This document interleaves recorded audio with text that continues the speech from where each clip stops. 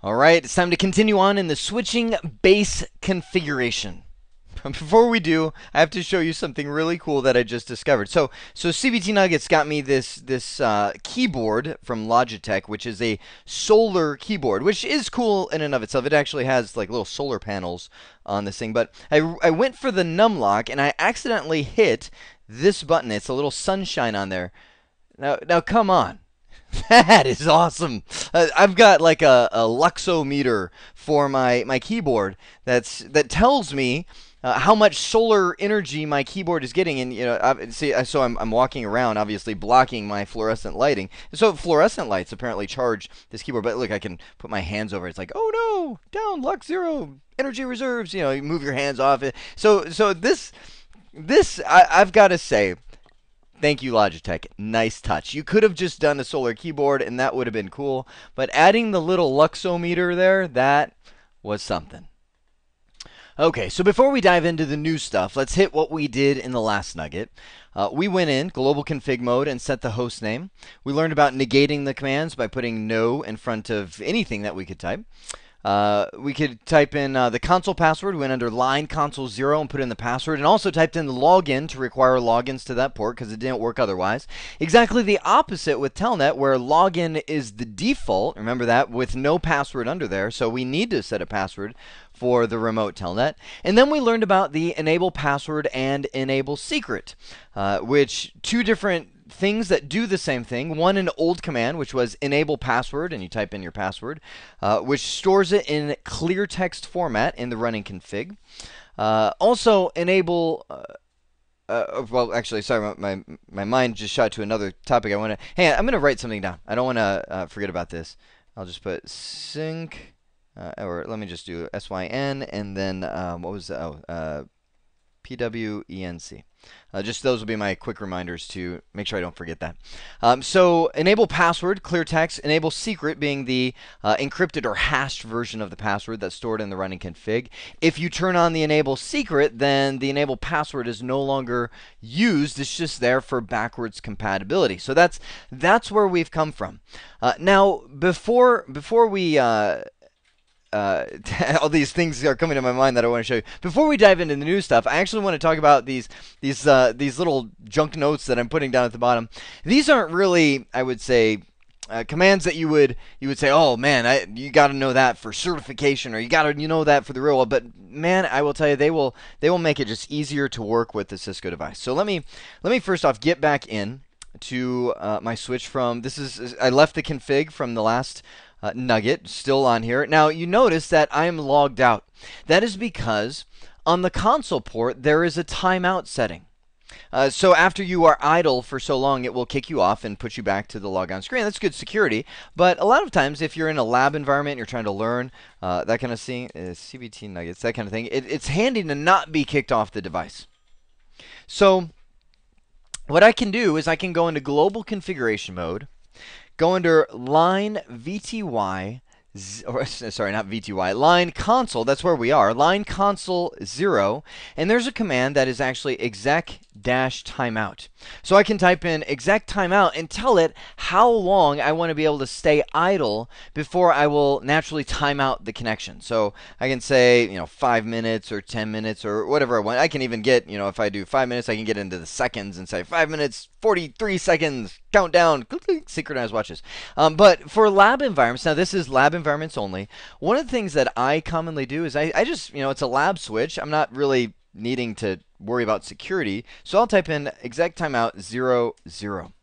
And what that does is set my timeout to disabled. So I will always stay logged in. Matter of fact, a shorter way that you can do that, and this is one of my base commands that I type in when I get on the switch, is no exec-timeout, and that will turn it off as well. It says I'm not gonna time out. Okay, so that's kind of handy feature number one that just popped into my head.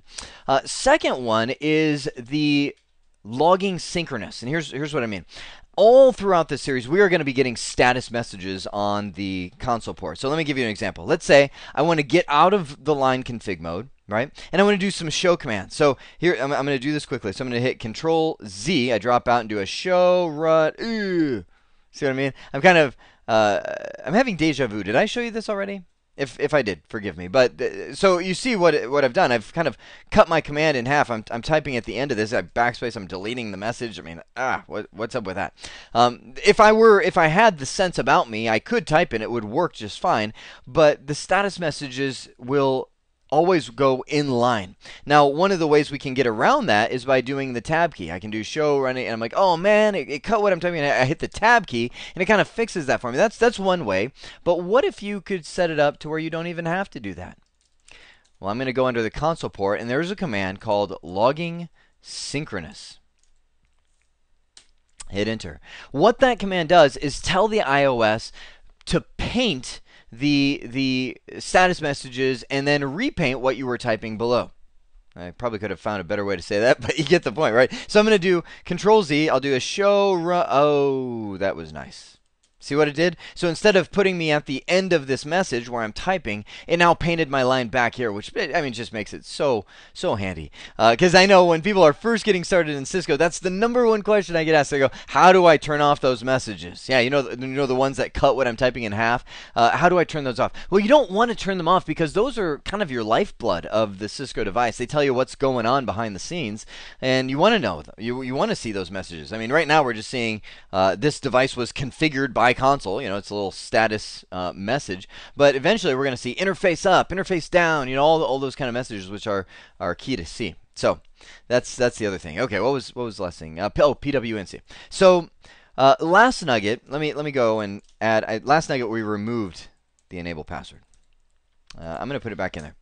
But one of the things that you may have noticed in all the show running config that I was doing in the last second is we have these clear text passwords here. Not only the enable password, but if I shoot down here and I see line V2Y, I mean password Cisco, password Cisco. So again, if I've got that strange fellow looking over my shoulder, I'm like, hey, I'm putting my hand over the window. Don't look at that. Well, Cisco has a command that allows you to encrypt those passwords. And if you could see me, I put encrypt in those little, like, quote-unquote encrypt those passwords. And the command is actually simple. It's service password encryption. So you type that from global config mode, and immediately I go back and do a show run. And, man, look at that. Bam. Encrypto magic. Enable password is encrypted. I scroll down to my VTY lines, my console port, encrypted everywhere. So I'm like, man, that's awesome. That feels good. Well, Cisco did not design that to be a strong algorithm. As a matter of fact, they partnered up with Cracker Jacks. Remember the Cracker Jacks boxes with the little secret decoder ring inside? To come up with a shared algorithm. Both Cracker Jacks and Cisco uses the same one. I mean, it's so incredibly weak that you could go on to Google and type in, let's just try crack Cisco password. Let's do crack Cisco password. There we go. First link on there. Cisco password Crackomatic. I go in there, type in that encrypted version, and I go crack. Oh, there it is. I know. You're like, seriously? Totally. All that encryption is meant to do is, where am I? All it is meant to prevent the line of sight. Like, it's a whole lot harder to remember 13061 all that than it is to remember Cisco if you see it. So it is not.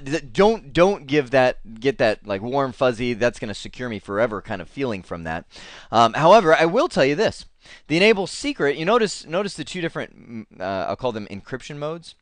So these guys used what's called type 7. Notice this is all about type 7 Cisco password that it can do. The enable secret actually uses type 5 right here. It's actually MD5 hashing is what that is. It's not encryption at all. It's a hash, which I think I'll actually talk about that later when we talk about SSH. That is very secure. It is the only way to break that is through something called a brute force attack, which is the weakest kind of hacking attack that you can do. Any password can be broken given enough time and computing power, but this is one of the most secure ways to set the password. So that's the three little pieces I want to add there. Okay, now let's get into the rest of this. We've got all of our passwords set up, so we're ready to enable and manage our switch remotely. However, we haven't given it an IP address yet. Now, to assign the IP address to a switch, you need to understand just a little bit about VLANs. And that's why I wanted to break the base configuration into 2 nuggets, is I really wanted to give enough time to this to where I'm not just like, okay, do this, and nobody really understands why they're doing what they're doing. So VLANs, let me see if I can give you the very small nutshell version right now. And then we'll expand much more on it later when we do the full VLAN nuggets. But we've got switches, right? And by default, switches are all one network. So here's our little 6-port switch, if you will. They're all one network. So when I plug a computer into here and a computer into here, I know that those guys are on the same network. They can send a broadcast to each other. They can send an ARP to figure out each other's MAC address, and they can communicate directly and all that. It's only once we want to get off of our network that we need a router. And the router allows us to leave our local area network, our LAN, and get off to the WAN or the internet or whatever destination we're trying to reach. That's the job of what a router does. Well, VLANs kind of bend the rules a little bit. They say, well, tell you what, within this switch, we can break this switch into 2 different networks. We can have, we'll say, the red network on the left side and the purple network on the right side. So now all of the computers that are plugged into the red network can communicate with each other, but they can't talk to the purple network. And same thing with the purple network. We've got, actually, I don't know how we just jammed 2 Ethernet ports into the same hole there, but we'll go with it. We've got the devices in the purple network that can talk together, but they can't talk to the red network without a router. And that's where we can actually plug a router into each side of the switch. 1 port into the red side, 1 port into the purple side, and that allows us to communicate between them. It gives you a ton of advantage to be able to do this. You can set up security boundaries to where, okay, well, accounting is over there, sales is over there. You can put up the servers over there. Gives you a lot easier way of managing your IP. I mean, there's a lot of advantages to VLANs. But I don't want to dive past that point right now because, well, it'll explode into a giant VLAN discussion. So let's get back to the point at hand. We've got all of these ports on a switch that when you pull a Cisco switch out of the box, it's doing VLANs. Whether you like it or not, whether you configured them or not, we are always doing VLANs on Cisco switches because that's the base feature that they support. So what does that mean? That means every port, when you pull it out, are all part of VLAN 1. It's actually the default VLAN. VLAN 1. And that's why we don't know that we're doing VLANs, is because if all the ports are a member of the same VLAN, then it's like we're not doing VLANs at all, right? Because everybody can talk together and work together. Well, the Cisco switches allow you to create these things known as VLAN interfaces. I don't know why I started writing ter. Let's do interfacers. And VLAN interfaces are virtual interfaces, as in they don't really exist. I can't see them and touch them and squeeze them, but they are there. They are reachable on the switch from that VLAN. So for example, let's say now VLANs, while I give them colors often, they're actually numbers. So let's say the red VLAN is really VLAN 10, right? And the purple VLAN is really VLAN 131. There's 4,096 VLAN numbers, so we can just pick a number, right? So those are the different VLANs. Now the Cisco switches give us the ability to go into them and say, I want to create interface VLAN 10. Now that interface doesn't really exist. Like I said, I can't see it, but it's there. It's this virtual interface that I can reach from any port that is in VLAN 10. So I could give it the IP address 10.10.1.1/24. Right? Give it that IP address, and immediately all of the computers, provided they are in the same network, IP address wise, they will be able to reach that VLAN interface. Now, why would they do that? Well, they can access the switch, they can ping the switch. I mean, they can manage the switch that way, and all of that. That's kind of where we're going here. And there is actually a lot of bigger picture reasons why we could do that. It deals with something called layer 3 switching, but I'm going to save that for later on, because right now we're just at the basic configuration. But without understanding this concept, it won't make sense what we have to do to assign a management IP address. So what we do on a Cisco switch out of the box is we go into interface VLAN 1. And then we give it an IP address, whatever IP address we want to give it, 10.5.9.22. Okay, so or again, whatever IP address we want to give it. And now that IP address and that management interface is reachable from all ports that are assigned or belong to VLAN 1. Okay, so let me clear all that off and show you what I mean here. So I've got a switch sitting next to me. It's a Cisco 3550. It's got 24 ports of 10100 LUV. I've got a computer plugged in here into port 11. However, let me give you a little view of the nomenclature, or kind of the way that Cisco switches refer to their ports.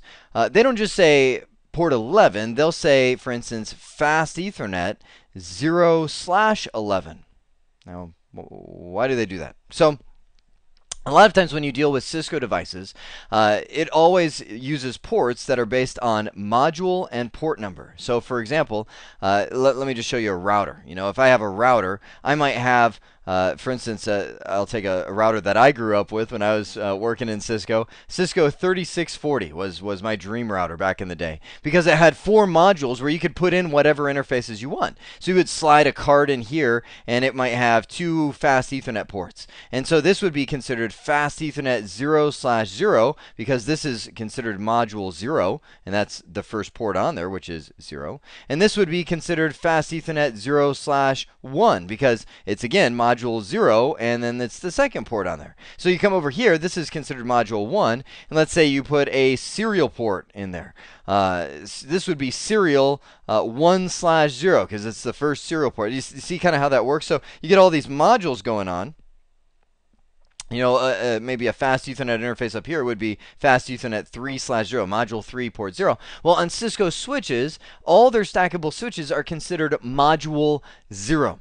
And that's because a lot of their switches support what's called Stackwise, or stacking technology. So you can take Cisco switches. This is pretty cool.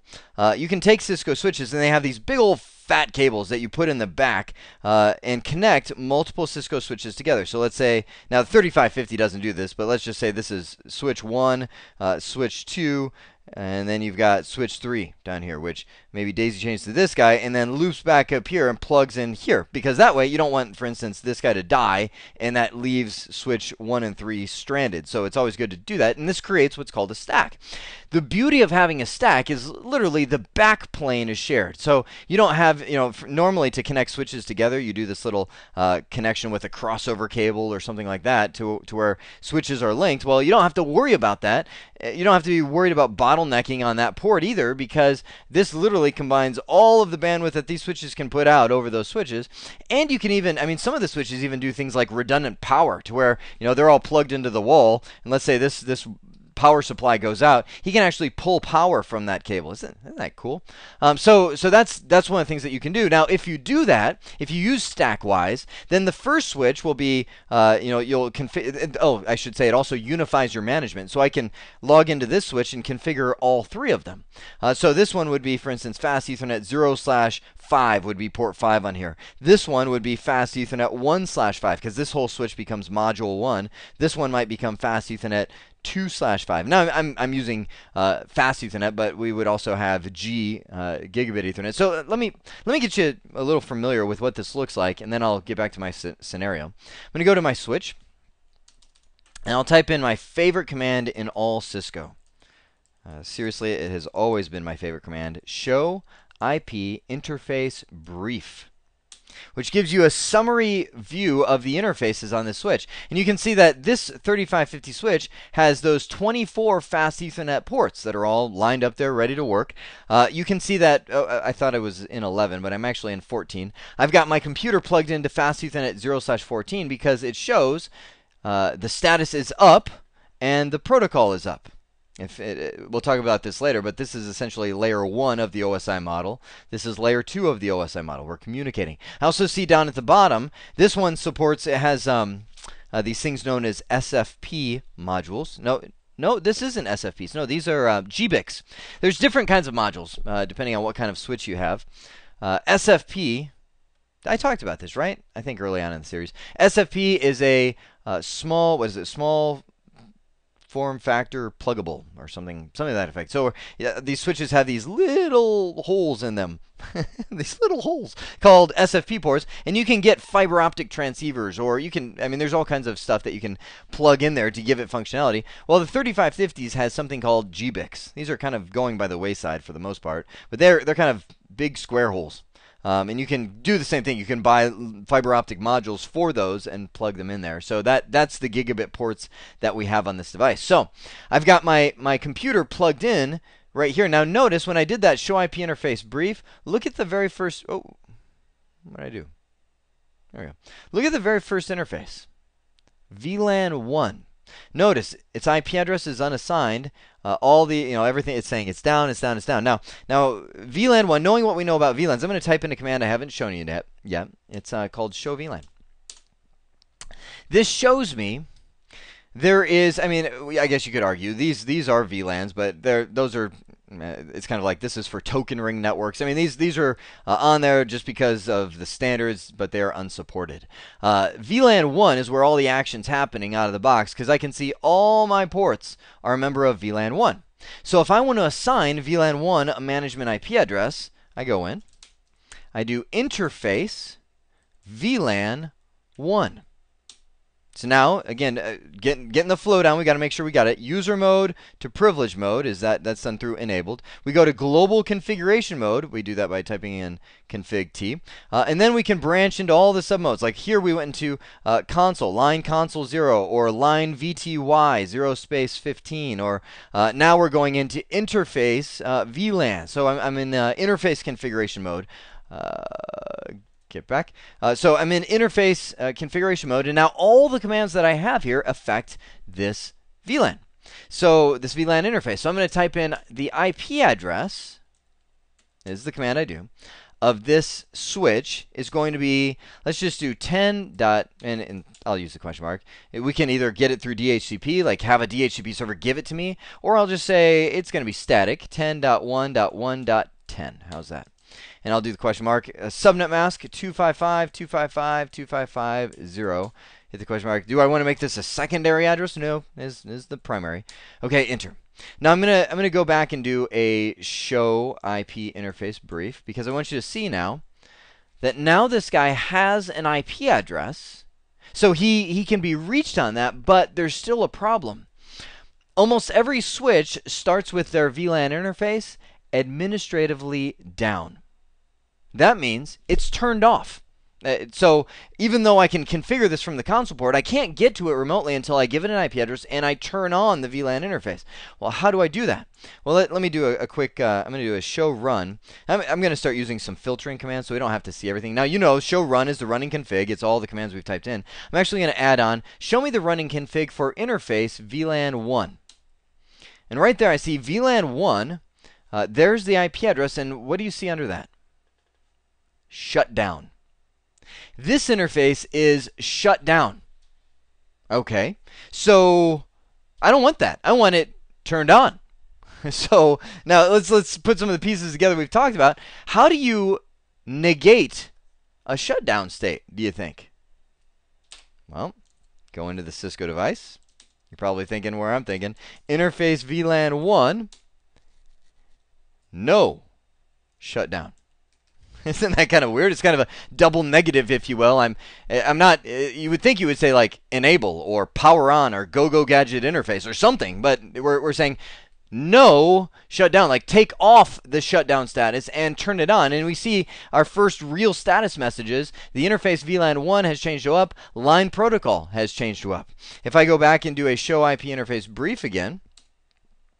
Now you notice that every time I do something, I'm hitting Control Z to drop back to privileged mode because I can't do show commands from these submodes. They're not supported directly from there. So I see VLAN 1 is given this IP address, and I see the status of up, line protocol is up. Okay.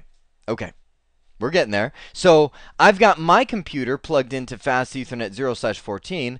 Let's do a little magic. I'm going to open the control panel on my computer. Actually, I should probably start here. Control panel, good old Windows 7. I'm going to click on the network status, go to the adapter settings, and I'm actually connected. I've got my normal network card so I can surf the internet when I have whimsical thoughts and all that. But right next to this, I have the Apple USB Ethernet adapter. It's just a little USB Ethernet adapter that I grabbed from my MacBook and plugged into this. So I'm going to go to the properties and give this an IP address that's in that same network. So 10.1.1.10. I'm going to put this guy in 10.1.1. I don't know. What do you want to give him? How's 100? 255.255.255.0. We don't even have to give it a default gateway because there is none. This is as simple of a network as it gets. So I'm going to click close on that. Let's open a command prompt. And by the way, you will have to know some basic Windows command prompt skills like ping and telnet and NS. No, you won't need NS lookup, but that'd be a good one to know. Trace route. We'll expound on these as we go. But first thing I'm going to do, let's do a show IP interface brief. What am I doing? I'm in a command prompt. ipconfig. I've been in Cisco a little too long. So right there, I see this is my IP address that's assigned to my LAN 2 interface. So let's see if we can ping the switch. I always ping before I telnet because if you telnet, it will hang there for 30 seconds. Okay, that's not what I expect. Okay, whew. I was like, I expected that to work. So sometimes you lose the first ping just because the computer has to send an ARP message, wait for it to come back, and by then the ping has timed out. So we are pinging. I'll hit the up arrow just to prove it one more time. We're getting there, less than a millisecond. So now I can type in telnet 10.1.1.10. Oh, come on, Windows. Why would Microsoft remove Telnet? Hang on. We got to, if you haven't seen this before, you got to go into Control Panel, Windows Features, and nowadays Microsoft, this is a new computer, so Microsoft has disabled the Telnet client on Windows by default. So hang on, we'll pause it while it's doing this. Okay, that was fast. So I'm going to close that back down. Now I should be able to hit telnet 10.1.1.10, enter. Bam, I'm sitting there from my command prompt. So now I can log in. I'm going to type in Cisco, which is my password. CBT Nuggets is my enable password, and I'm there. Now, you can see behind the scenes, I'm actually there on the console port. Up here, I'm on the VTY line. So actually, check this out. Watch this. I'm going to go into global config mode, and let's just, blah, I'm doing some config, whatever. It's going to say invalid input. So I'm going to exit back out and watch what the console port does. Oh, look at that. It says somebody. Now notice it didn't show me anything up here because by default these are actually called syslog messages. Those syslog messages are not sent to anything but the console port.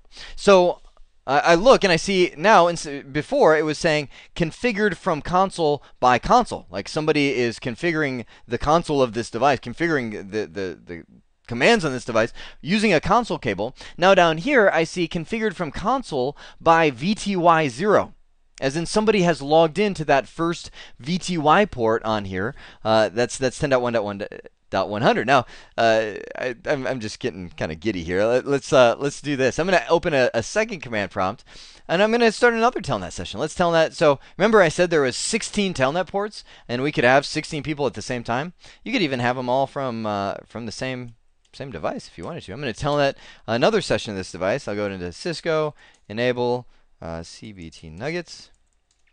I'm going to go into global config mode. Watch the status message this time. What do you think it's going to say? Oh, come on. Predict with me. What's it going to say when I exit out of config mode?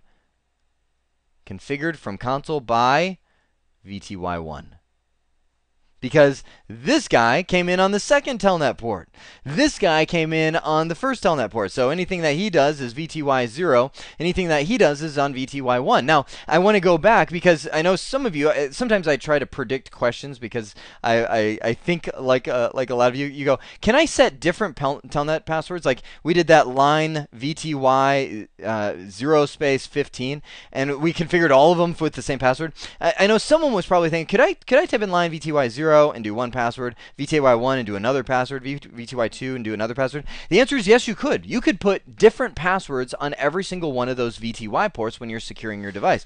But oh my goodness, you wouldn't want to do that because you never know. I mean, it's good old Forrest Gump, right? It's like a box of chocolate. You never know what VTY line you're going to get when you telnet in, so you never know which password is going to be required when you're doing that. So good. So that's configuring the management VLAN or IP address of the switch. Now we move down to the default gateway. Yeah, I gotta clear off a little drawing room here. So we move down to the default gateway. // default gateway allows you to manage the switch remotely. Well, hang on, let me.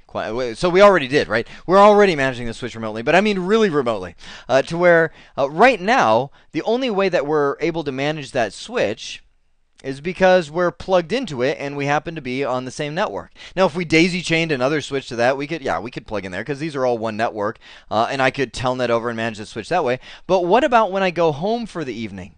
What about when I'm sitting on the sunny beach in California on a sunny day with my lawn chair, watching the waves crashing in over the barrier with a laptop on the beach and a cellular card, and I want to be able to telnet into that switch from there? How do I do it? The way that I do it is by going into the switch and telling it, yes, this is your IP address, which we just did. And this is how you can get off of your network so that you can communicate with people that are not on your network. So that's going to be the IP address of the router or the default gateway. So I would go in this. So now this is just my sample situation. We created interface VLAN 1. And we gave it the IP address 10.1.1.10. So let's just say that this default gateway, this router, has the IP address 10.1.1.1. And I want to be able to tell my switch, go there to get off the network so Jeremy can manage you from the sunny beach in California. So the way that I do that is go to global config mode because it's actually global. It's not just for that VLAN interface. It affects the whole switch. I'm going to type in from global IP default gateway and then the IP address that I want to go to, 10.1.1.1. Enter. And now this switch knows how to get off its own network. I can verify that. By the way, I know at the very bottom I have verification commands, which I'm doing as I'm going along this entire time. But so far I would say show run is a big one, so you can see all your commands that you've typed in. This is literally, by the way, when you do a show run, this is literally the commands that are typed into the switch. Like we typed in IP default gateway and that is it. So if you ever wanted to make a backup of your configuration and all of a sudden, boom, your switch blows up, you got to put in a new one. You're like, oh man, I got to type all these in. No, you don't. You can actually take this entire configuration, go into global configuration mode and just paste it. So select all, highlight the whole config from Notepad or whatever, Control C, copy it to your clipboard, go into global config mode on the new switch. The key is, remember, start from global config mode and hit paste, and it will literally reconfigure the whole switch for you just by typing in all those commands. So now I've got the default gateway, which is able to go out there. Now we're going to get a little bit later into some more advanced configuration where we're going to talk about routing tables and so on. But if I do a show IP route, this guy is not a router yet, but he will be. But for now, he's not. And so I can see right away, he says, oh, well, if I'm going to route, I'm going to send all my packets to the default gateway 10.1.1.1. Okay, shutdown. This command we already talked about by turning it off. However, there is a time where we might want to turn it on. It is a best practice. Normally what usually happens is you go to that cabling room Remember this guy? To where people, the wiring company will wire your whole building up, and somebody comes in, sometimes you, sometimes somebody else, and they plug in all these cables. They go, okay, well, all those go to live jacks, so let's push those into the switch itself. Well, the problem is some of those probably go to jacks that you're not even thinking about. I mean, one of them might run through the wall and come out in the lobby of your building, underneath a chair in the seating area, where somebody could come in with a laptop that is infected with who knows what, and they're like, "Oh, I need to plug in." They look, they go, "Oh, well, I'll just run my cable into click, death, destroy." You've introduced evil devices onto your network, and as soon as you do that, you're at risk. Or you could have another one of these cables run to the break room, where people unmonitored can plug whatever they want, an Xbox or whatever into the network. Maybe devices that just aren't appropriate to be on the company network. I mean, there's all kinds of things. Either way, the best practice per Cisco is to shut down any port that is not in use. So when I go back to my switch, I'd be right here. I'm sticking on the console port because it's prettier than the command line. So I'm going to go back on my switch. I'm going to go show IP interface brief. I see all of these ports right now are there, but they're all down because nothing's plugged into them except this guy, which is my computer, and I can see he's up. Well, what I can do is I can go into interface fast Ethernet 0/1. And by the way, we typically abbreviate fast Ethernet FA. It's not some kind of acronym, or it's just the first two letters of fast. Because sometimes you'll have switches with fiber interfaces, and F, and most of the time you won't, but F will conflict it. You won't know if it's a fiber or a fast. So I usually type FA or hit tab key or whatever. Fill it in for you. 0/1, and I'm going to do a shutdown. So that one went to the break room, right? And immediately the status message comes back. The port has now changed to administratively down. I want to show you a tip because I'm kind of tired of exiting. Cisco has a trick that they've introduced called the do command. Actually, I don't know if this switch can do it, but you can type in do from any configuration mode and do show commands without actually backing out. Let me just see if this one will do it. This one might not. Oh, it does. Good. Okay, so the do command allows you to type in, show commands or do ping commands from modes that you normally couldn't do it in. Normally, I have to exit all the way back out to privileged mode, but this is kind of handy. So I'm going to do a do show IP interface brief, and I can see that fast Ethernet 0/1 has gone from a state of down to now administratively down. Administratively down, anytime you see that message, it means it's shut down. That's a key number one of troubleshooting. If a port's not working and you see it administratively down, oh, that's easy. You just need to go in and do a no shutdown. Now I can even do a range. Watch this. Let's say I know that ports 1 through 10 are not going to be used for quite some time. They all plug into areas of the building that aren't in use yet. So I'm going to do interface. Well, actually, not just fast Ethernet. I'll do interface range fast Ethernet 0/1. Let's do through 10.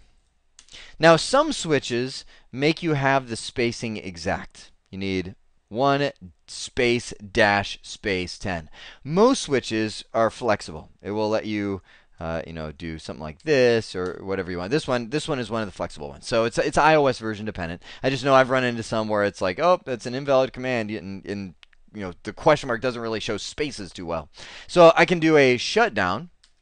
And that will take down 10 ports all at the same time. Brrr, let the status messages begin. Right? So all those messages are starting to flow out now, administratively down. And I can do that do show IP interface brief again, and now I see all of those guys are shut down. Okay, so last couple commands. First off, a logon banner. So logon banners are just a good practice to cover yourself legally. So there's a tale going around the internet.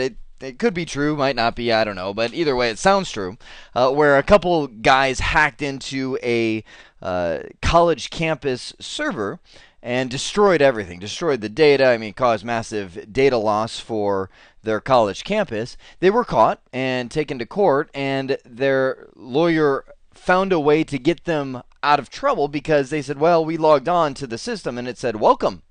And apparently in The good old United States of America saying welcome is enough to say, well, you can come on in and destroy everything and you'll be just fine. And it's funny because I've told that story before, and someone said, oh yeah, and I've also heard if you have a welcome mat on your doormat and your doorstep, somebody can break in your house and legally they're covered because you said, and I was like, come on. But nonetheless, I checked and I don't have a welcome mat at home, so be advised. So best thing to do is to do a good solid logon banner. It doesn't have to be long, doesn't have to be anything really fancy. I mean, you can get, the government publishes, the government approved logon banner from the Department of Defense if you want to Google that. But really, you can put whatever you want. The way that you do it is from global config because it affects the entire switch. And I'm going to type in banner followed by a question mark. You can see there's a lot of banners that you could do. Really two main ones that you want to look at. You've got banner login, which is used for telnet and SSH sessions, or you can do banner MOTD, which is used for everywhere. Console port, everything shows the message of the day logon banner. So usually people will configure a MOTD. So we hit the question mark and it says, this is probably the most confusing help that exists in Cisco. It says insert line. Notice all capitals. It says C banner text C, where C is a delimiting character. Well, it's trying to say put your logon banner between this character that tells me where you start and where you end your logon banner. So we can use any delimiting character that you want. Let's say I want to use the plus sign. I could type, there's a couple ways I could do this. I could type in banner MOTD plus, and I could say unauthorized access prohibited. And then put a plus at the end, and now I've entered my logon banner. So now I can exit out and hit the enter key and well, kind of got the status message there. So I'll hit the enter key and we see unauthorized access prohibited. Notice the plus signs aren't there because the plus signs were really just there to say this is the start and the end of the logon banner. I got to come up with a password that I can talk and type at the same time. Okay, there we go. So I'm in global config mode. So another way to do it is I could do banner MOTD, and I could do a plus sign and just hit the enter key. And it takes me into this little editor system to where it says enter your text message, end with the character plus. Again, that delimited character, whatever character I use, I can use anything. I use the plus, so this allows you to get a little fancy. I can say, login and die, whatever you want to do. Now, don't be careful with this. I've logged onto systems where it says something like you can't hack this, and I'm like, all right, I'm not even a hacker. There's not a malicious bone in my body, but when I saw that message, I'm like, I bet you I can. You don't want to inspire people to hack you. So, something nice and simple. A lot of times, again, just Google what the government uses, and you'll be pretty much covered. But that will now display a logon banner every single time somebody logs in. So, pretty straightforward. All right. So, last one is saving your configuration. So we've got everything, right? Saving your configuration, probably the biggest piece of this all, because all of this, every single command that we've typed on this device is sitting in RAM. Now RAM, if you've dealt with computers, is great because it's fast. It's extremely fast and efficient. However, it's volatile. So if the power goes out, you lose all of it. Well, in the Cisco world, you actually have two different places to store things. Well, there's actually a number, but two big ones. Running config and startup config. So running config is in RAM and will be lost every single time you power down. Startup config is in NVRAM. And you guess what NV stands for? Non-volatile. You got it. So non-volatile RAM is saved. So when the switch powers down, you can still keep that configuration. Now, there's an advantage to having this. And, I've had a lot of people say, well, how come just like as you type commands, it doesn't save it to NVRAM? Well, there's a lot of times where you'll be in the midst of doing some configuration, and you really mess things up. I mean, it happens, when you're configuring, you're like, oh man, I've gone so far, I don't even know what I've done to undo it anymore. Well, as long as you don't save your configuration, you can just restart the device and you get the old configuration back before you made all your changes. So it's good to have the two configurations, but you do want to remember to save it. The command is very simple. We type in copy running config startup config. Hit the enter key. Now, it comes up, I don't even know why the Cisco device asks you this question for this point, because it says destination file name, startup config. I've seen, biggest mistake you can make is say, well, yes, that's what I want. No, you don't want that. Because the switch only looks for one file when it's booting, and that's a file named startup config. So if you want whatever's in the brackets there to be your name, all you have to do is press the enter key, and it will use that file name. If you put Y there, it will save the configuration in NVRAM as a file named Y, and the switch doesn't know what to do with that file. A shortcut that has been around since Cisco began is also, you can type in write memory. I like that because it doesn't even ask you what file name. It just says, I'm going to save it. Or even a shorter shortcut is just WR. So we kind of trim it down shorter and shorter. Now, the write memory does not work on all devices. Cisco has been slowly fading that away, but it will work on, I would say, 99% of Cisco devices that you run into. If you ever want to see what's in these configurations, you can do a show start and a show run. Matter of fact, let me show you this. I'll just make a difference. Let's do a host name, la la la. All right, hostname la la la, and then I'm going to do a show run. There's my hostname la la la, right there. That's in RAM, the memory. Or I can do a show startup config, and you can see that the original name is CBT switch. So that's what's in NVRAM. So if I rebooted the device right now, it reverts back to that original configuration. Whereas right now, what's actually active, is the host name la la la. So all of these commands that I type without saving the configuration will exist only in RAM. That now puts a base configuration in place on our Cisco switch. Now keep in mind, in all of that configuration that we didn't really configure any features. As in, the switch isn't operating any differently. All it is having the ability to be securely managed from a remote location so that we can do whatever we need, that we can enable some of the features that we're going to be talking about a little bit later. But this provides the foundation.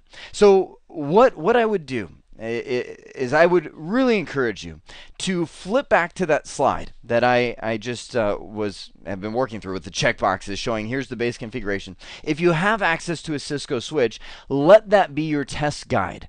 So if you're preparing for certification, you know that on the exam there are going to be simulation questions where you are working through practical examples of configuring Cisco devices. It feels real. And what I just showed you, that base configuration would be an example of one simulation where the simulation question comes in and says, hey, this is what you need to configure, now go. So staring at that checklist, not really looking at any commands, see if you're able to configure a Cisco switch. If you don't have access to a Cisco switch, that's okay. It'll just be a little more difficult because you don't have the help.